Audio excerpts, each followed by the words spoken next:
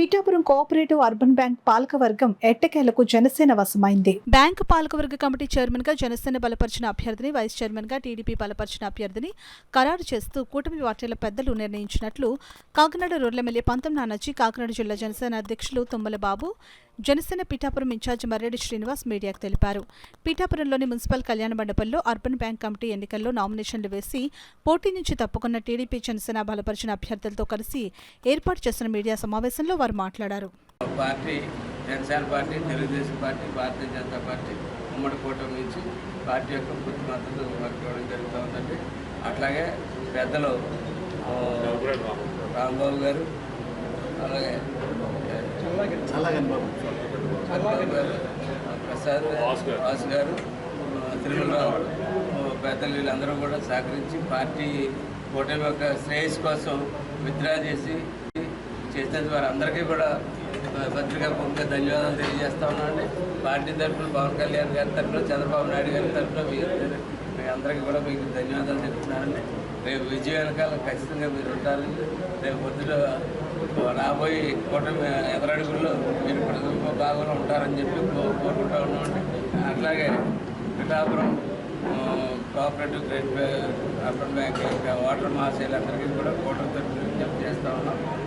గతంలో 70,000 చిల్లర పవన్ కళ్యాణ్ గారికి మెజార్టీ ఇచ్చి ఇక్కడ తగ్గించున్నారు ఆల్రెడీ. ఈ పిఠాపురాన్ని పవన్ కళ్యాణ్ గారి 5 సంవత్సరాల్లో దీని యొక్క దిశని కూడా మార్చిపోతూ ఉన్నారు. దీని యొక్క భవిష్యత్తును మార్చిపోతూ ఉన్నారు. దీన్ని ఖచ్చితంగా దానికి ప్రణాళికలు భారీ ఎత్తున చాలా పెద్ద ప్రణాళికలు సిద్ధమవుతూ ఉన్నాయి.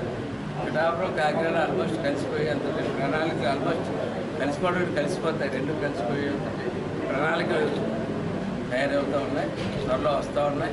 ఆయన్ని దృష్టిలో పెట్టుకుని జాగ్రత్తతో వెలుగుతో అందరూ ఓటు చేసి ఈ కూటమిని నెగ్గించాలని చెప్పి 3 స్థానాలకి జనసేన పార్టీ పోటీ చేస్తుంది. మొత్తం 5 డైరెక్టర్షిప్ రండి, 2 ఆటికి తెలుగుదేశం పోటీ చేస్తుంది.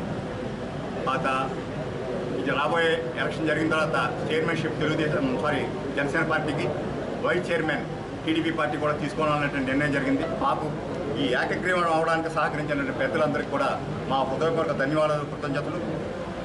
మొదటి వార్డు నుంచి జనపరెడ్డి రాంబాబు గారు, రెండో వార్డు నుంచి వారు ఈరోజు సమావేశం రాలేదు, ఇప్పుడే చెప్పారు.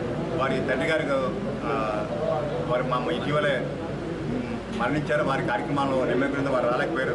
3వ వార్డు నుంచి చెల్లా గణిబాబు గారు, 4వ వార్డు నుంచి రాయవరపు తిరుమలరావు గారు, 5వ వార్డు నుంచి పైలా శ్రీనివాస్ గారు కూడా మీరు విత్డ్రా అయ్యి ఈ కూటమి యొక్క అభ్యర్థులకు మద్దతు తెలియజేయడం జరిగింది. వారందరికీ కూడా మా హృదయపూర్వక ధన్యవాదాలు తెలియజేస్తున్నాం.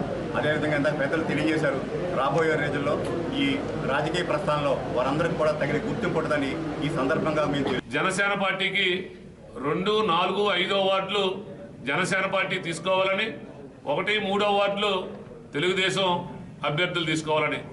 యాక్చువల్గా ఇది పార్టీలకు సంబంధం లేకపోయినా పార్టీ అనేటువంటి పరిస్థితులు ఉన్నాయి కాబట్టి ఈ విధంగా కేటాయించుకోవటం.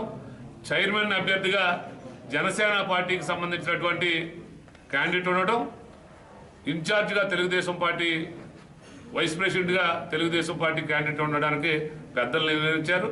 ఏదైనా వైసీపీ అనుకున్నట్టు మీరు ఇక్కడ తెలుగుదేశం జనసేన దెబ్బలాడుకోవాలి,